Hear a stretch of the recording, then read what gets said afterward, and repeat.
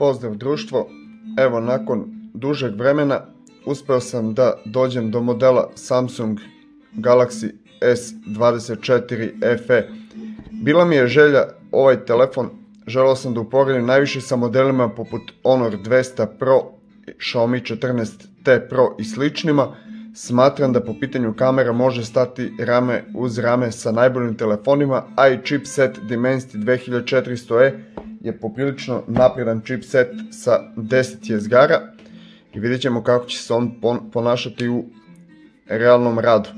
Telefon je sa 8 GB radne memorije i 256 GB prostora za podatke. Telefon je nov, neotpakovan. Evo da vidimo čega ima u kutiji. Tražio sam u ovoj mint boji. Mogu sam da uzem onoj tamnoj. Delo je prelepo, nema šta.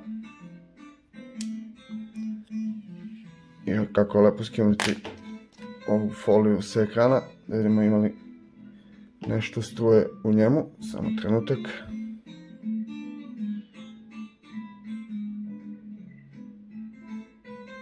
Da li je moguće da nema nimalo?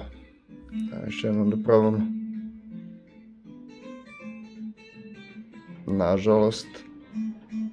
A ima dobro je. U prodajnom pakovanju verovatno imamo samo još kabel, iglicu za vađenje SIM kartice i kako je to sve nekako čudno spakovano. Dakle, uputstvo za upotrebu i iglica za vađenje SIM kartice bi trebalo da bude unutra. Samo da vidimo. Kabel, Type-C konekcija sa obe strane. Iglica za vađenje SIM kartice i uputstvo za upotrebu. Telefon podržava 25W žično punjenje. Ima IP68 sertifikat, objavljen je 4. oktobra ovdje kod nas. Baterija 4700 mAh, ekran je Dynamic AMOLED 2 puta, 6,7 inča po dijagonali. Podržane tehnologije su HDR10 i HDR10+. Kao što rekoh, pokreće ga 4 nanometarski Exynos 2400E. Samo da vidim da pronađem srpski. Prihvatit ću naravno sve.